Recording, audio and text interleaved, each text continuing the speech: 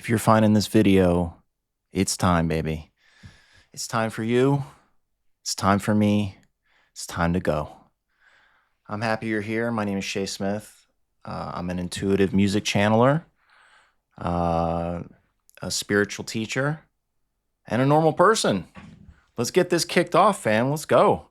So, my journey has been really interesting, and I'm here to motivate you to continue down your path, right? Because everyone has a different path, and I don't judge any of them. It's impossible to do so. I mean, the universe is an infinite place with infinite possibilities. My personal path has been that of alchemy, has been that of facing shadow, of learning slowly over time to trust my intuitive gifts that looking back I always had and always knew in some part of myself that I had.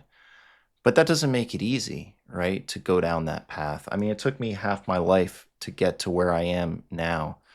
And, I like to think about it in terms of having the receipts, right? My role here is to show through the demonstration of my life and what I've been able to do. And I don't mean necessarily material success, although I've had a lot of material success. And we can get into that and what that means to me and the place that I put that in life, because it's not everything. It's more the success of knowing you're in the moment and really enjoying your life the way that you are meant to enjoy your life. And a lot of that for me has come down to realizing that we all have a soul purpose. We all have a reason we incarnate here. And when we're very young, under the right circumstances, right, we recognize this, we move towards things. And then life gets in the way for a lot of people. It did for me because it's hard, it's challenging. You're dealing with this dense layer of reality that we're in, this 3D world, and it's easy to forget about your gifts. It's easy to dismiss your gifts. It's easy to fall solely into this logical, academic type of mindset. And it's also very easy to model things, to model the type of success that you think you want and to choose that out of fear and out of survival, right? And that's a lot of what my story is as well. I coming from the background that I did and having to mature way too early and being very emotionally competent, high emotional IQ, right? EQ, they call it, very high. So what happened with me was my parents and others would rely on me to kind of give them advice and become the center of a lot of decision making, even around emotional things and where they're going in life and talking through things philosophically. And I enjoyed doing that because I had this natural talent. But as a result, I lost part of my childhood, right? And because I lost that and because I kind of buried that creativity, it was just down in there somewhere. And I really didn't know until much later that it was something that I desperately needed and wanted. Fast forward to, midlife, let's say, or even before that, I started to tap into my creative abilities, right? I was really drawn back to music. I was drawn back to art. I started collecting a lot of art. I had a lot of art around me, which made sense for me. There's intuitive painters and musicians all through my family line. But a lot of that had been repressed in the family line. And so at this point, I've done the hard work of facing all that shadow, right? And transmuting that into light. And again, going back to, in essence, having the receipts, the strongest form of that for me is this channeled music that I'm now able to create. And I say channeled because for many, many years, I learned the technical side of music making, right? I learned how to use the sequencers. I learned how to use all the kit, the keyboards, but I was making music in a very linear way. And because I did have a trained ear, it never really satisfied me in the way that I wanted it to, right? But now, with more of a channeling approach and the breakthroughs that I've had, I listen back to pieces of music and they give me the same resonance that I know they're giving others. There are literal codes in there, frequencies. You can think of sound healing. That's essentially what it is, because sound is very powerful. Sound is an energy. And so when I even listen back to a lot of the catalog of the things that I've produced, it has that effect even on me. And that it not only makes me proud, it just makes me centered and knowing that I'm right where I need to be.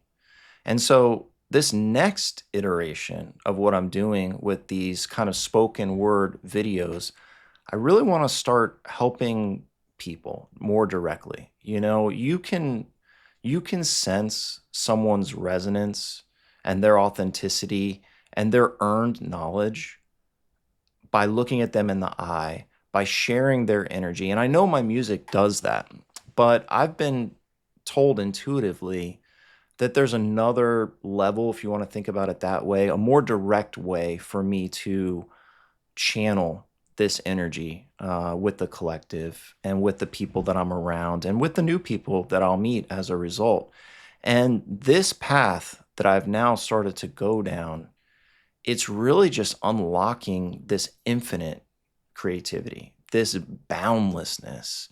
I mean, my spirit is really starting to sing. I am finding so much freedom and just removing every block that comes. And I'm doing it in such an effortless way because it has a lot more to do with letting go than it does with necessarily new concepts, right? And a lot of what I'm going to be talking about on my channel are specific practices that help me to unlock uh, these new energies in my life, right? And I'll do subsequent videos on that.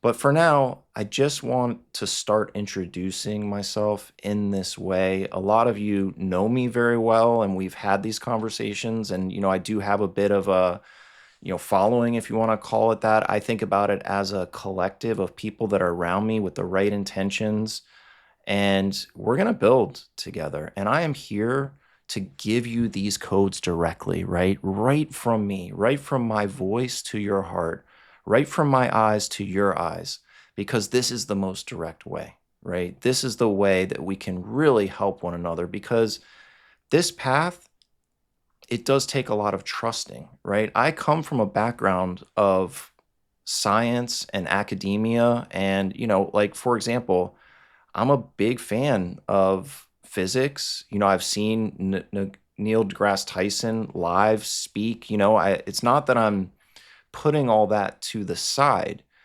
but I also have made this jump in trusting these unseen forces in the universe. I'm here to tell you right now, God, angels, however you want to conceptualize spirit in your life, it's real. Oh, it's very real. Not only is it real, it is what you need to embrace in your own way to make the intuitive jumps and the energetic level ups that you're wanting in your life, right? It doesn't come from that next piece of academic knowledge. It really doesn't. I mean, think about it this way. Two people, they could read the same book and they could come with varying conclusions from that book, right?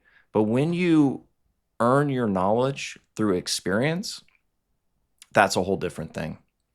And that has to do with feeling those energies and embodying those things. And a lot of it is not running from the darkness, right? And I'm going to do a lot of subsequent videos on facing your shadow and what it means to dig out from inside you all of these things that you buried, most likely at a young age. It's not a path for everyone, that particular part of it, but it does seem to be very common. And I'm going to tell my full story of the ups and the downs, so that you guys can understand what it means, because there are tangible results from this. I mean, one of the things that I'm the most proud of and that I can see very clearly is that I have broken these generational curses. And what I mean by that is the heavy energy of not being fulfilled, of being shut down, of being shunned as an artist, like my father was, all this stuff that he could not transmute in his lifetime, I have transmuted. And the proof is my daughter, because she lives in a state of pure, unconditional love, creativity, imagination, everything else, and happiness. I mean, happiness. And it doesn't mean she doesn't have things go wrong in her life, or, have a challenge at school. It just means she's so supported. And I know that we all want that, right? And for me, the way I was able to do that is by really tapping back in to my inner child and finding my way back there and embracing that version of myself with love. And there's specific ways to do this, and I'm going to teach them all to you. So I'm happy to have you here on this journey. I'm going to start posting very consistently. I'm here in my place of peace. This is my music studio. There's a lot of art around me that means a lot energetically, from people that I know personally. And this is something else I recommend to people. You need a space to be yourself.